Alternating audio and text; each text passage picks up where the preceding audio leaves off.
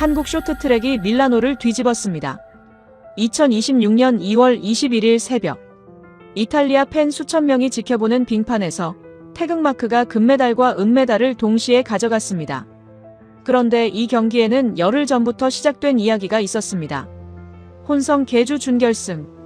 김길리 선수가 미국 선수와 충돌하며 펜스로 나뒹굴었습니다. 피까지 흘렸어요. 한국은 그 경기에서 탈락했고 전 세계 팬들의 분노가 쏟아졌어요. 그리고 열흘 뒤 두 선수는 같은 빙판 위에서 다시 만났습니다. 이번엔 달랐습니다. 미국 선수는 동메달에 그쳤고 한국은 금메달을 목에 걸었어요.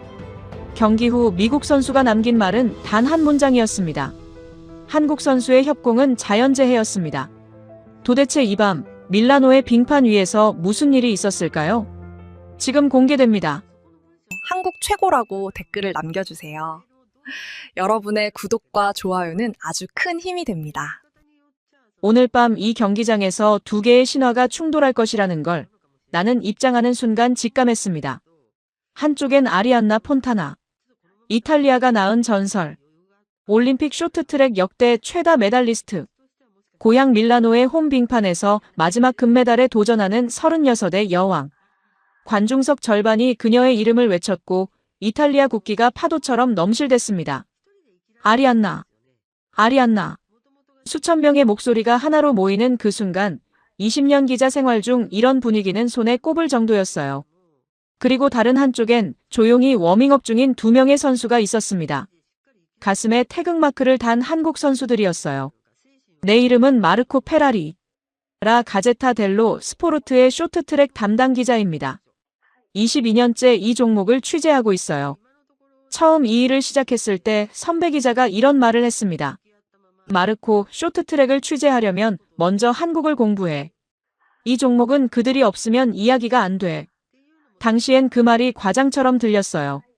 하지만 22년이 지난 지금 나는 그 선배가 완전히 옳았다는 걸 인정합니다. 숫자로 이야기하는 게 가장 정직할 것 같아요. 쇼트트랙이 올림픽 정식 종목이 된 건 1992년 알베르빌 대회부터입니다.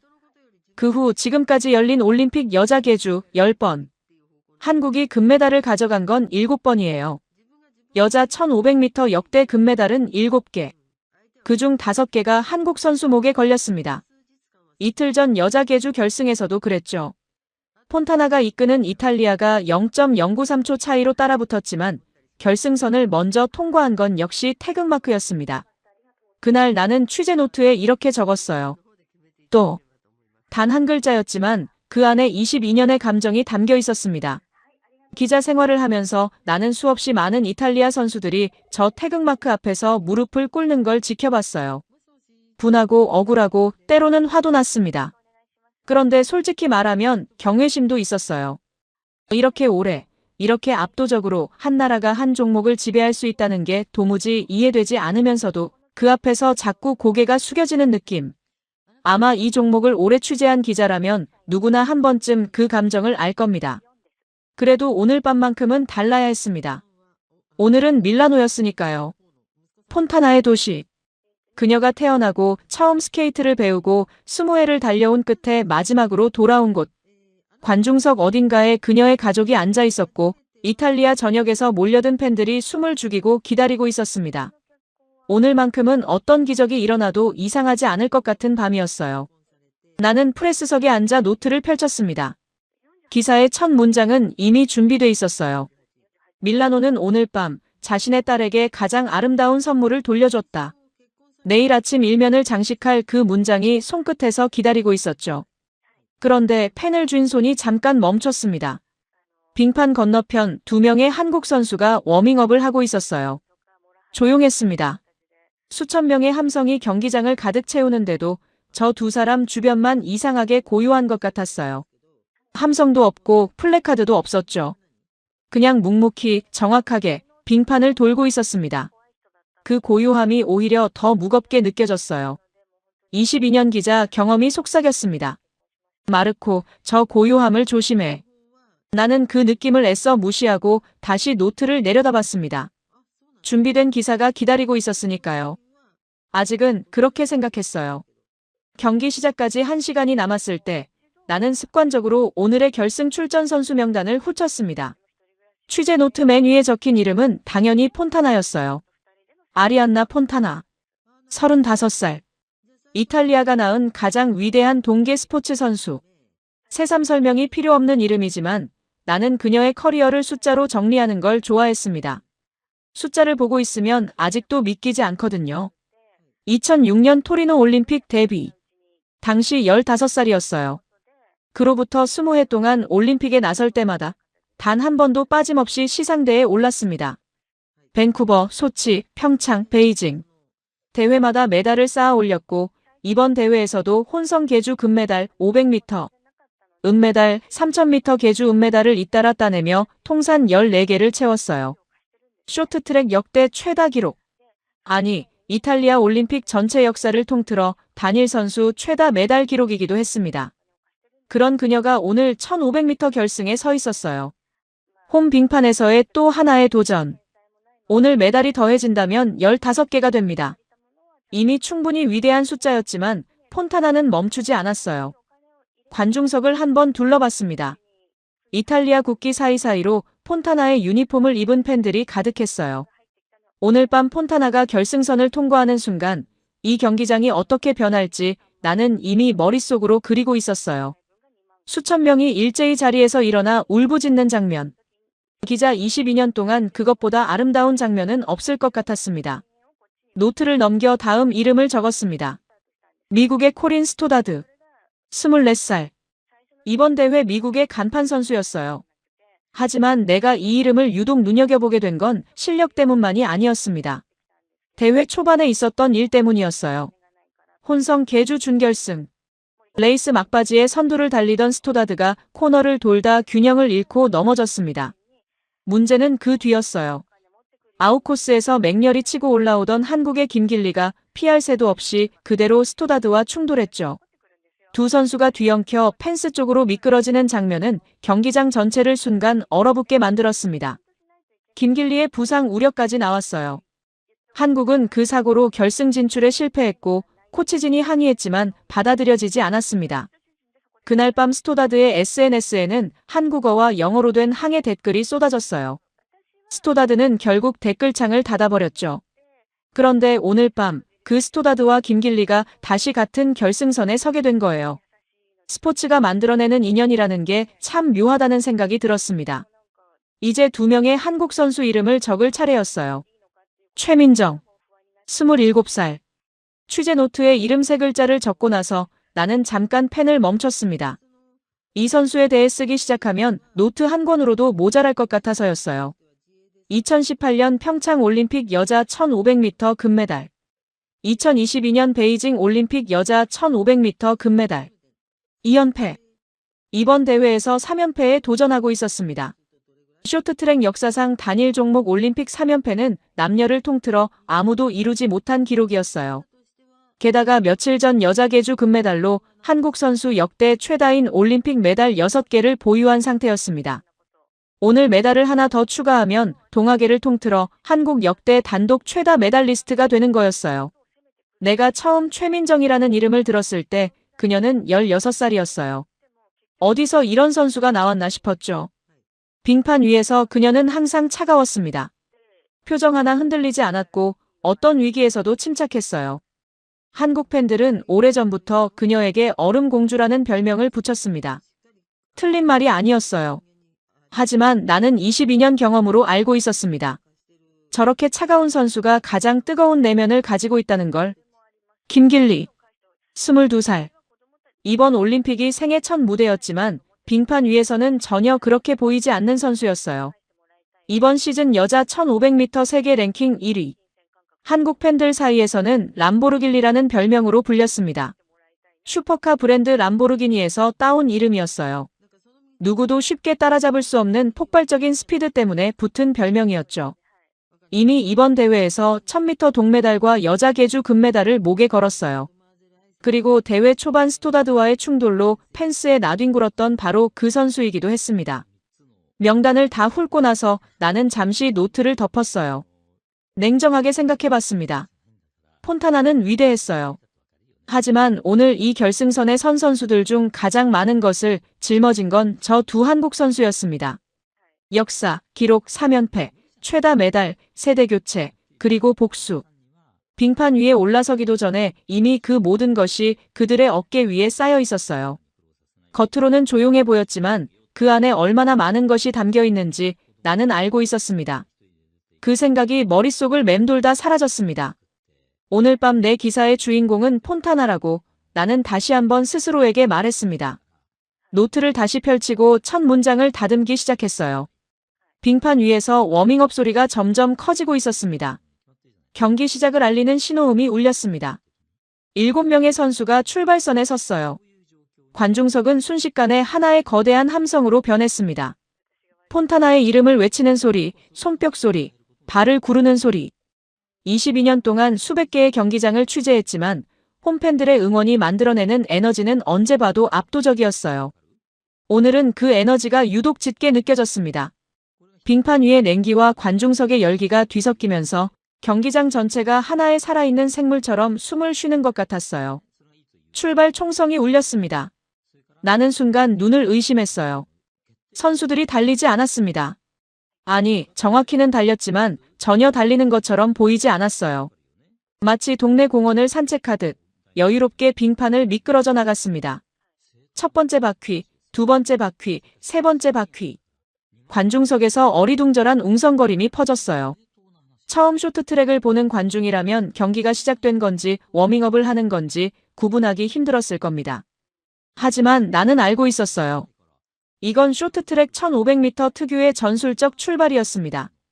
13바퀴 반이라는 긴 레이스에서 초반 체력을 소모하는 선수는 결승선을 앞두고 반드시 무너진다는 게 이 종목의 철칙이에요. 선수들은 지금 달리는 게 아니라 서로를 읽고 있었습니다. 상대의 호흡을 살피고 위치를 재고 언제 어디서 치고 나갈지 계산하면서요. 빙판 위의 체스였죠. 느린 출발이 이어지는 동안 나는 선수 한 명 한 명의 위치를 눈으로 쫓았습니다. 스토다드가 앞쪽에 자리를 잡았어요. 전형적인 그녀의 전술이었습니다. 선두권에서 페이스를 직접 통제하며 뒤에서 치고 올라오는 선수들을 막는 방식이었죠. 팀 코리아에 당한 혼성계주의 악몽을 씻어내겠다는 의지가 저 자리 선택 하나에서도 느껴졌어요. 스토다드 뒤로 중국의 양직루가 바짝 붙었고 그 뒤에 폰타나가 자리를 잡았습니다. 관중석에서 환호가 터져나왔어요. 이탈리아 국기가 물결치듯 흔들렸고 폰타나의 이름이 함성 속에 녹아들었습니다. 나는 자연스럽게 폰타나를 눈으로 쫓았어요. 노트에 뭔가를 적기 시작했습니다. 그런데 펜이 멈췄어요. 뭔가 이상했습니다. 한국 선수 2명이 너무 조용했어요. 9바퀴를 남긴 시점, 최민정은 4번째, 김길리는 5번째에 자리하고 있었습니다. 선두와는 눈에 띄는 간격이 벌어져 있었어요. 서두르지 않았습니다. 밀고 당기지도 않았고 앞 선수를 압박하는 기색도 없었어요. 그저 일정한 간격을 유지한 채 앞을 향해 조용히 달리고 있었습니다. 나는 노트에서 눈을 들어 다시 한번 그들을 봤어요. 표정이 없었습니다. 아무 감정도 읽히지 않았어요. 최민정은 22년 전 처음 봤을 때와 똑같은 얼굴이었어요. 어떤 위기에서도 어떤 순간에도 흔들린 적 없는 그 얼굴. 김길리는 달랐지만 비슷했습니다. 22살의 패기 같은 건 보이지 않았어요. 오히려 무섭도록 고요했죠. 마치 이 빙판 위에서 일어나는 모든 것이 이미 예정된 일인 것처럼 담담하게 달리고 있었습니다. 쇼트트랙 1500m는 13바퀴 반을 도는 경기입니다. 초반 몇 바퀴는 선수들이 체력을 비축하며 대형을 정비하는 구간이에요. 뒤에서 달리는 게 반드시 불리한 건 아니라는 걸 나도 알고 있었어요. 막판 스퍼트에 모든 걸 건 포석일 수도 있었습니다. 하지만 22년이라는 시간은 단순한 지식 그 이상을 줬습니다. 저 두 선수가 지금 단순히 체력을 아끼는 게 아니라는 걸 나는 느낄 수 있었어요. 기다리고 있었습니다. 어떤 순간을, 어떤 틈을, 어떤 딱 한 번의 기회를. 조용하고 차갑게, 그러나 절대로 놓치지 않을 준비를 하면서요. 빙판 위의 포식자들이 먹잇감 앞에서 호흡을 가라앉히는 것처럼요. 관중석의 함성은 계속해서 빙판 위로 쏟아졌습니다. 폰타나가 조금씩 앞으로 치고 올라오는 기색을 보이자 이탈리아 팬들의 소리는 한층 더 커졌어요. 나는 그 소리를 들으면서도 자꾸만 시선이 후방으로 향했습니다. 최민정과 김길리는 여전히 그 자리에 있었어요. 흔들림 없이, 서두름 없이. 관중석의 열기와는 전혀 상관없다는 듯이 빙판 위에서 혼자만의 시간을 보내고 있었습니다. 나는 그 순간 이상하게 등골이 서늘해지는 걸 느꼈어요. 화려한 포식자는 달려들기 직전에 가장 조용해진다는 걸 오랜 취재 경험이 가르쳐줬거든요. 저 침묵이 무엇을 의미하는지 나는 알고 있었습니다. 그래도 인정하고 싶지 않았어요. 오늘 밤 주인공은 폰타나라고 나는 다시 한번 스스로에게 말했습니다. 경기는 중반을 향해 흘러가고 있었습니다. 7바퀴가 남았습니다. 레이스는 중반을 지나 막판으로 접어들고 있었어요. 관중석의 함성은 경기가 시작됐을 때보다 오히려 더 커져 있었습니다. 빙판 위의 선수들이 조금씩 속도를 올리기 시작하면서 관중들도 본능적으로 느끼고 있었던 거예요. 뭔가가 곧 터진다는 것을요. 나는 취재 노트를 꽉 쥔 채 빙판을 응시하고 있었습니다. 바로 그 순간이었어요. 최민정이 움직였습니다. 눈 깜짝할 사이도 아니었어요. 오히려 놀랍도록 자연스러웠습니다. 마치 처음부터 그 자리에 있었던 것처럼 최민정은 소리 없이 앞으로 미끄러져 들어갔어요. 밀거나 치지 않았습니다. 충돌도 없었어요. 그냥 있던 자리에서 속도를 올렸고 어느 순간 두 번째 자리에 서 있었습니다. 숨을 참고 지켜봤는데도 정확히 어느 순간에 치고 나간 건지 포착하기가 어려웠어요. 22년 동안 수천 명의 선수를 봐왔지만 저렇게 공간을 읽는 선수는 흔치 않았습니다. 틈이 생기기 전에 이미 그 틈을 향해 몸이 움직이는 것처럼 보였어요. 마치 빙판 위에 보이지 않는 레일이 깔려 있고 최민정만 그것을 볼 수 있는 것처럼. 나는 펜을 들었다가 다시 내려놨어요. 폰타나를 보던 눈이 저절로 최민정에게로 향했습니다. 선두는 여전히 스토다드가 달리고 있었어요. 스토다드는 리드를 내줄 생각이 없다는 듯 페이스를 한층 끌어올렸습니다. 코너를 돌 때마다 날카롭게 안쪽을 파고들며 간격을 유지했어요. 온몸으로 레인을 막으면서 뒤에서 오는 선수들에게 공간을 허락하지 않았습니다. 혼성계주에서 겪은 일을 되새기고 있는 건지 아니면 단순히 최선을 다하는 건지 알 수 없었어요. 하지만 저 자세, 저 집중력, 저 눈빛만큼은 분명했습니다. 오늘 이 빙판에서 쉽게 내줄 생각이 없다는 것이요. 나는 잠시 스토다드를 바라보다가 다시 한번 전체 대형을 눈으로 훑었습니다. 그리고 김길리를 찾았어요. 스토다드와 최민정이 앞쪽에서 팽팽하게 맞서는 동안 김길리는 여전히 뒤쪽에서 달리고 있었습니다. 서두르지 않았어요.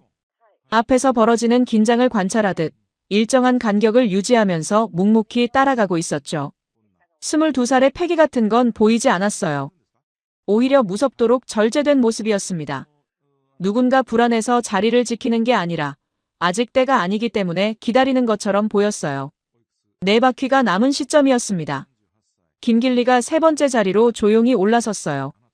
최민정이 2위로 올라선 지 불과 몇 초 뒤였습니다. 그 짧은 시간 안에 두 선수가 마치 약속이라도 한 것처럼 앞쪽으로 나란히 올라서 있었어요. 우연처럼 보였지만 우연이 아니라는 걸 나는 느꼈습니다. 오랫동안 같은 빙판에서 훈련하고 같은 경기를 뛰어온 선수들이 만들어내는 호흡이었어요. 말하지 않아도 서로의 움직임을 읽고 있는 것이었죠. 코치의 지시가 아니라 빙판 위에서 몸으로 나누는 대화였습니다. 이제 대형이 완성됐어요. 스토다드, 최민정, 김길리. 세 선수가 나란히 앞쪽에 자리했습니다. 나는 그 대형을 보면서 본능적으로 뒤를 돌아봤어요. 폰타나를 찾아야 했습니다. 시선을 뒤쪽으로 돌렸더니 폰타나는 4번째 자리에 있었어요. 앞선 한국 선수 2명에게 자리를 내준 채 바짝 추격하고 있었습니다. 오늘 경기에서 처음으로 폰타나가 흐름에서 밀려난 순간이었어요. 관중석에서 불안한 웅성거림이 퍼지기 시작했습니다. 팬들도 보고 있었던 거예요. 폰타나의 앞에 한국 선수가 2명이나 버티고 있다는 것을요. 이탈리아 국기들이 더 크게 흔들렸어요. 폰타나의 이름이 더 간절하게 불렸습니다. 뭔가를 애원하는 듯한 함성이었어요. 힘을 내라는 건지, 제발 앞으로 올라오라는 건지. 그 함성이 빙판 위에 폰타나에게 닿고 있는지는 알 수 없었습니다. 나는 다시 앞쪽으로 시선을 돌렸어요. 스토다드, 최민정, 김길리. 세 선수 사이의 간격은 한 팔 길이도 되지 않았습니다. 아이스링크에 111m짜리 트랙을 3명이 거의 한 덩어리처럼 붙어서 달리고 있었어요. 저 좁은 공간 안에서 지금 무슨 계산이 오가고 있는지 경기장의 어느 누구도 정확히 알 수 없었습니다. 저 세 사람만 알고 있었겠죠. 아니, 어쩌면 그들도 모르면서 달리고 있었을지 몰랐어요. 호흡을 멈추게 만드는 레이스였습니다. 그리고 3바퀴가 남았습니다. 최민정이 인코스를 향해 고개를 낮췄어요. 스토다드와 최민정 사이의 거리가 순식간에 좁혀지기 시작했습니다. 나는 저절로 몸이 앞으로 기울어지는 걸 느꼈어요. 관중석 수천 명도 같은 순간을 느꼈는지 함성이 한 박자 멈췄다가 다시 폭발했습니다. 3바퀴. 3바퀴가 남은 지금 진짜 경기가 시작되고 있었어요. 3바퀴가 남은 순간 최민정이 인코스를 찔렀습니다. 순식간이었어요. 스토다드가 선두를 달리며 코너를 돌아 나오는 바로 그 찰나 최민정이 안쪽 공간으로 파고들었습니다. 충돌이나 밀치기가 아니었어요. 스토다드의 주행 라인과 최민정의 주행 라인이 교차하는 딱 그 순간 최민정은 이미 앞에 나가 있었습니다. 공간이 열리기를 기다린 게 아니라 공간이 열리는 타이밍을 미리 계산하고 그 자리로 몸을 밀어 넣은 거였어요. 나는 그 장면을 눈으로 보고도 몇 초 동안 무슨 일이 일어난 건지 파악하지 못했습니다. 그만큼 빨랐어요. 최민정이 선두였습니다. 오랫동안 이 레이스를 지배해온 스토다드를 단번에 제쳤고 그 자리에 서 있었어요. 관중석이 잠시 얼어붙었습니다. 이탈리아 팬들이 보고 싶었던 장면이 아니었으니까요. 그러나 그 침묵은 오래가지 않았어요. 스포츠를 오래 본 사람들은 알거든요. 저런 추월이 나왔을 때 박수를 보내지 않을 수 없다는 걸. 경기장 곳곳에서 탄성이 터져나오기 시작했습니다. 나는 노트를 완전히 덮었어요. 이건 더 이상 기록하면서 볼 수 있는 경기가 아니었습니다. 최민정이 선두로 나선 채 2바퀴를 남겨두고 있었어요. 스토다드는 밀려난 자리에서 바로 반격을 시작했습니다. 포기한 표정이 아니었어요. 오히려 더 이를 악문 것처럼 보였죠. 이대로 끝내지 않겠다는 듯 최민정의 뒤를 바짝 물었습니다.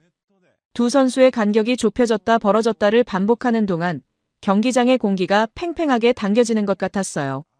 그때 나는 외곽에서 무언가가 움직이는 걸 봤습니다. 김길리였어요. 2바퀴가 남은 시점이었습니다. 최민정과 스토다드가 선두 자리를 놓고 맞붙은 바로 그 순간 김길리가 아웃코스로 빠져나오고 있었어요. 아무도 예상하지 못한 방향이었습니다. 최민정이 인코스를 잠근 채 앞을 달리고 있으니 남은 선택지는 아웃코스뿐이었어요. 그러나 아웃코스는 더 길고 더 많은 에너지가 필요한 길이었습니다. 보통의 선수라면 그 판단을 쉽게 내리지 못했을 거예요. 하지만 김길리는 달랐습니다. 아웃코스로 빠져나온 순간부터 속도가 달라졌어요. 람보르길리라는 별명이 왜 붙었는지 나는 그 순간 완전히 이해했습니다. 직선 구간에서의 폭발적인 가속.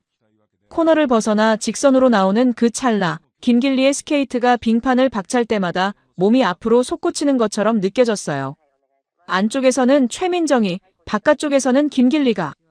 두 사람이 동시에 스토다드를 압박하고 있었습니다.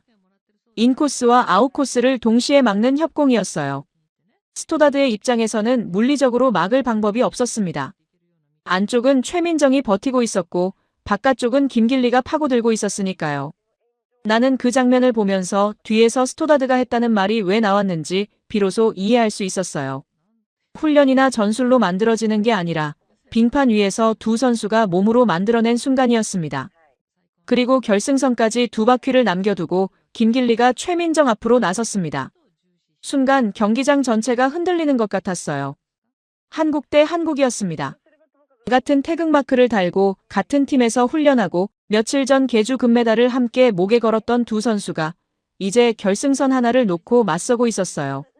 최민정은 선두를 빼앗겼지만 물러서지 않았습니다.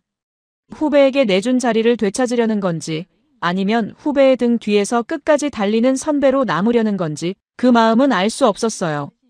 나는 그 두 선수를 보면서 잠깐 시선을 돌렸습니다. 폰타나였어요. 그녀는 5번째였습니다. 화려했던 오늘 밤 경기에서 이탈리아의 여왕은 메달권 밖으로 밀려나 있었어요. 관중석은 여전히 폰타나의 이름을 불렀지만 그 소리에는 아까와는 다른 감정이 섞여 있었습니다. 응원이 아니라 안타까움에 가까웠어요. 한 바퀴가 남았습니다. 빙판 맨 앞에는 김길리와 최민정이 있었어요. 결승선이 울렸습니다. 김길리가 먼저였어요. 2분 32초 76. 숫자가 전광판에 떠오르는 순간 경기장 안의 시간이 잠깐 멈추는 것 같았습니다. 나는 자리에서 일어나지도 못한 채 빙판을 바라보고 있었어요. 손에 쥔 노트가 그대로였습니다. 아무것도 적지 못했어요. 22년 동안 이 일을 해왔는데 방금 내가 무엇을 봤는지 정리가 되지 않았습니다. 머릿속이 텅 빈 것 같았어요. 그냥 멍하니 빙판을 바라보고 있었습니다. 김길리는 결승선을 통과하자마자 두 팔을 번쩍 들었어요. 그리고 곧장 최민정에게로 달려갔습니다. 스케이트를 신고 달리는 속도인데도 어쩐지 너무 빨리 닿은 것 같았어요. 최민정이 두 팔을 벌렸습니다. 그 품 안으로 김길리가 뛰어들었어요. 두 선수가 서로를 끌어안은 채 빙판 위에서 흔들렸습니다. 조금 전까지 결승선 하나를 놓고 맞붙었던 두 사람이었어요. 안쪽과 바깥쪽 서로를 밀어내며 0.1초를 다퉜던 두 사람이 이제 서로의 등을 두드리며 울고 있었습니다. 최민정의 어깨가 떨렸어요. 나는 그 장면을 멀리서 바라보다가 저도 모르게 자리에서 반쯤 일어섰습니다. 얼음공주라는 별명으로 불리던 선수였어요. 10년 동안 빙판 위에서 단 한 번도 무너지지 않았던 선수. 어떤 압박 앞에서도 표정 하나 흔들리지 않았던 선수. 그 선수가 후배의 품에 안겨 어깨를 들썩이고 있었습니다. 나는 그 장면이 무엇을 의미하는지 정확히 알 수 없었어요. 기쁨인지 안도인지 아니면 오랫동안 혼자 짊어져온 무언가를 내려놓는 순간인지. 그냥 오래 바라봤습니다. 노트를 펼칠 생각이 들지 않았어요. 관중석은 묘한 분위기였습니다. 박수가 나왔어요. 그런데 그 박수 소리가 이상했습니다. 크지도 작지도 않은 소리였어요. 폰타나의 이름이 함성으로 터져나오던 그 소리와는 완전히 달랐습니다. 경기장 곳곳에서 이탈리아 팬들이 무거운 얼굴로 천천히 손뼉을 치고 있었어요. 어떤 사람은 박수를 치면서도 고개를 떨구고 있었습니다. 어떤 사람은 멍하니 빙판을 바라봤어요. 국기를 접는 손이 보였습니다. 나는 22년 동안 그런 박수를 수없이 들었어요. 위대한 경기에 대한 인정. 그러나 원했던 결말이 아니라는 아쉬움. 그 두 가지가 한꺼번에 실린 박수.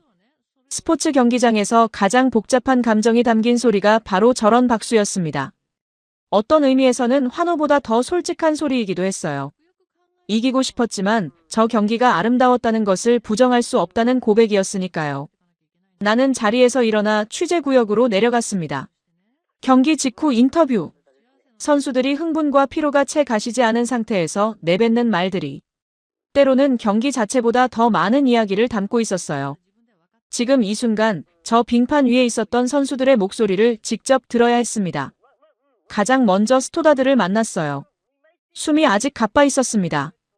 이마에 땀이 맺혀 있었고 눈은 충혈돼 있었어요. 볼이 발갛게 달아올라 있었습니다. 동메달. 미국 여자 쇼트트랙이 16년 만에 올림픽 시상대에 올라선 순간이었어요. 기뻐해야 할 결과였습니다. 그러나 스토다드의 얼굴에는 기쁨과 아쉬움이 동시에 담겨 있었어요. 더 높은 자리를 노렸던 선수의 눈빛이었습니다. 그러면서도 그 눈빛 어딘가에 무언가를 소화해내는 중인 사람의 표정이 있었어요. 방금 자신이 겪은 일을 스스로 납득시키려는 것처럼. 나는 마이크를 내밀었습니다.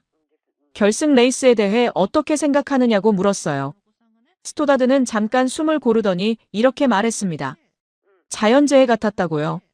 나는 펜을 멈췄어요. 스토다드가 말을 이었습니다. 최민정이 안쪽을 막는 순간 바깥쪽에서 김길리가 치고 들어왔다고요. 안을 막으면 밖이 열리고 밖을 막으면 안이 열리는 상황이었다고 했습니다. 두 방향을 동시에 막는 건 한 사람의 몸으로는 물리적으로 불가능하다고 했어요. 어떤 판단을 내리는 0.1초 사이에 이미 두 선수는 앞으로 나가 있었다고 했습니다. 그냥 자연재해였다고 스토다드는 짧게 덧붙였어요. 담담한 목소리였습니다. 변명도 항의도 아니었어요. 그냥 있는 그대로를 말하는 사람의 목소리였습니다. 나는 그 말을 노트에 받아 적다가 손이 멈췄어요. 자연재해. 기자 생활 22년 동안 수많은 선수들의 패배 인터뷰를 들어왔습니다. 심판 탓을 하는 선수도 있었고 컨디션을 이야기하는 선수도 있었어요. 운이 나빴다고 말하는 선수도 있었습니다. 그러나 상대를 자연재해라고 부르는 선수는 처음이었어요. 그 말 안에는 여러 가지가 담겨 있었습니다. 인정이었어요. 자신이 진 게 아니라 이길 수 없는 힘을 만난 것이라는 인정이었습니다. 그리고 그것은 동시에 자신의 패배를 부끄러워할 필요가 없다는 선언이기도 했어요. 그러면서 나는 생각했습니다. 열흘 전에 그 경기가 머릿속을 스쳤어요. 혼성 계주 준결승. 코너를 돌다 스토다드가 넘어졌고 그 여파에 김길리가 휩쓸렸습니다. 두 선수가 뒤엉켜 펜스로 미끄러졌어요. 한국은 그 경기에서 결승 진출을 놓쳤고 스토다드의 SNS에는 밤새 항해 댓글이 쏟아졌습니다. 스토다드는 댓글창을 닫아야 했어요. 빙판 위의 사고 하나가 두 선수 사이에 묘한 악연을 만들었던 거였습니다. 그런데 열흘 뒤 같은 빙판 위에서 두 선수는 다시 만났어요. 이번에는 김길리가 스토다드를 앞질렀습니다. 그리고 스토다드는 그것을 자연재해라고 불렀어요. 나는 노트를 덮고 잠시 그 자리에 서 있었습니다.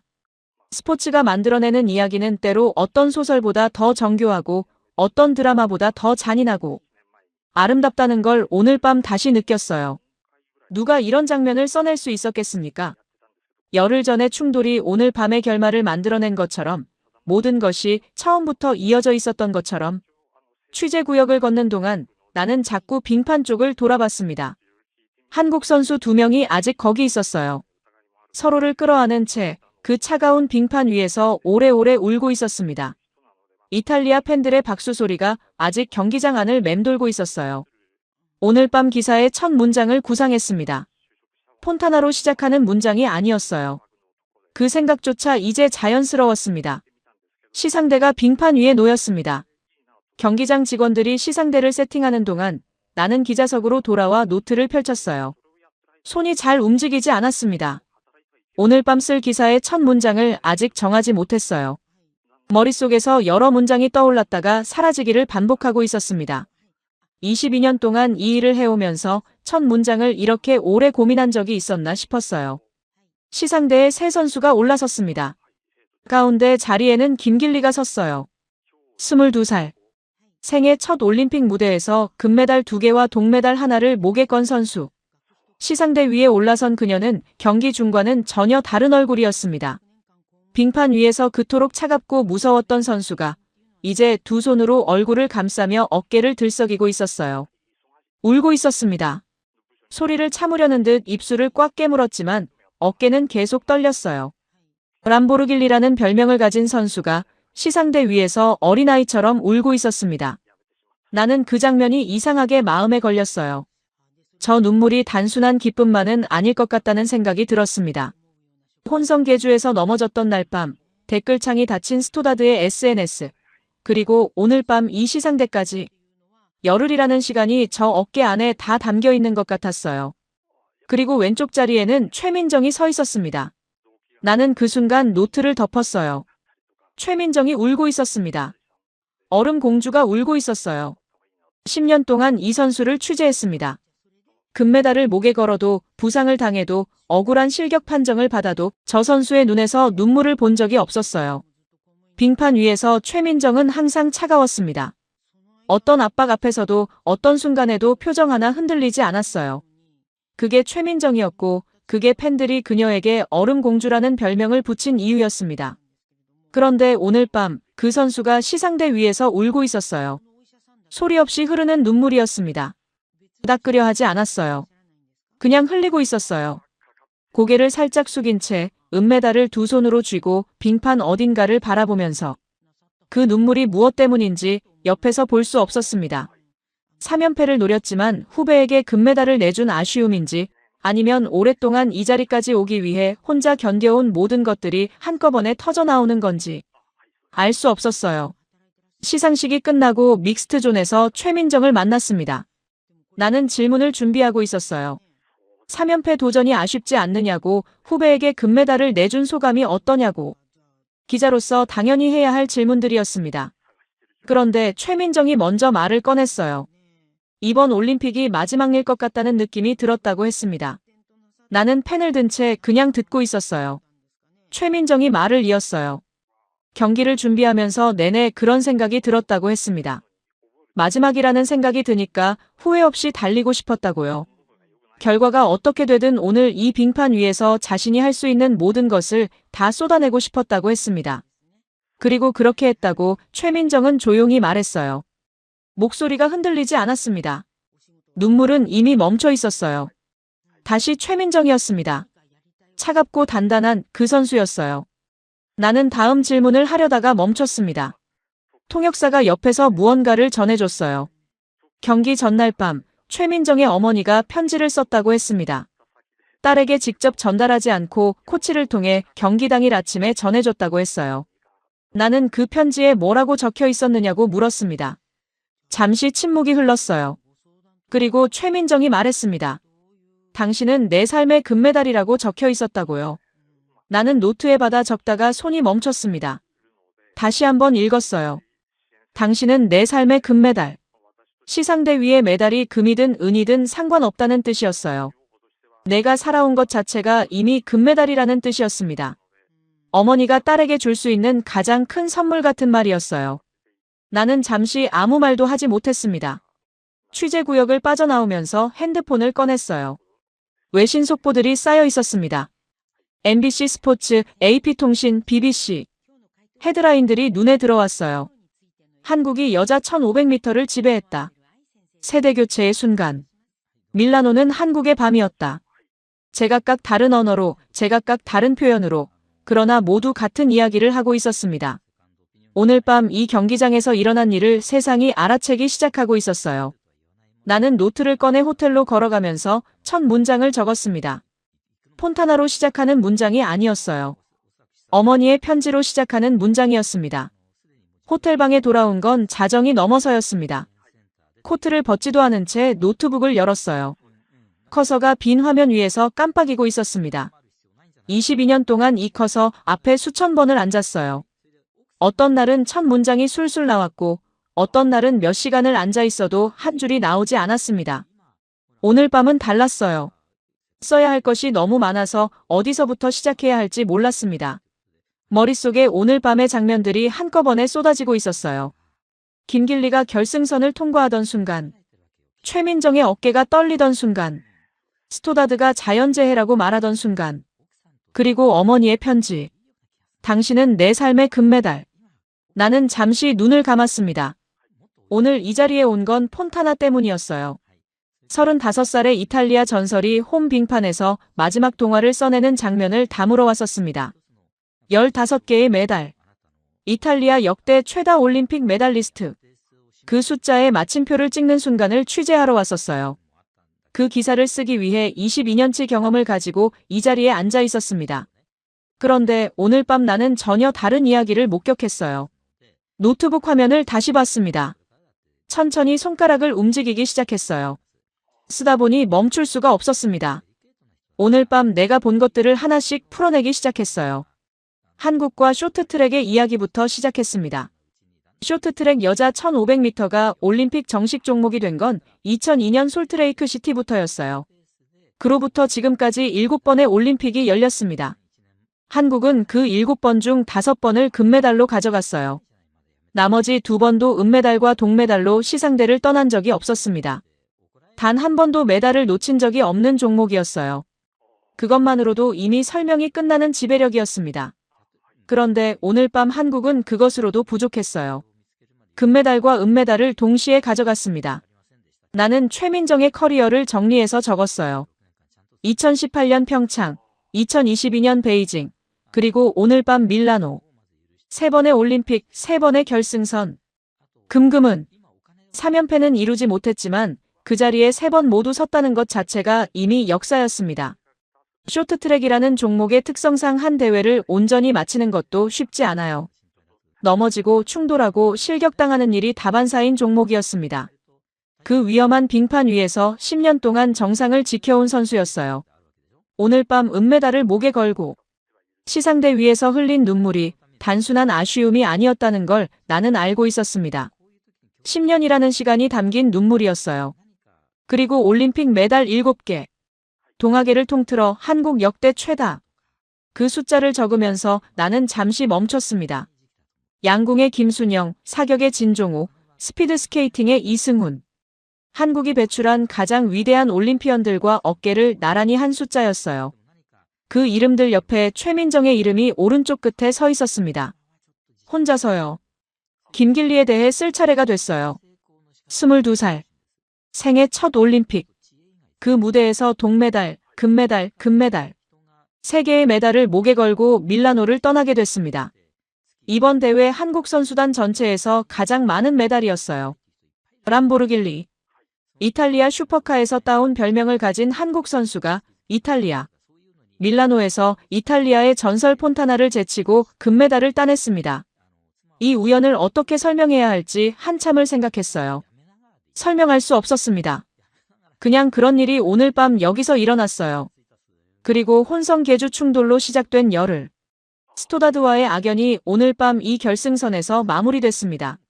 스토다드는 그걸 자연재해라고 불렀어요.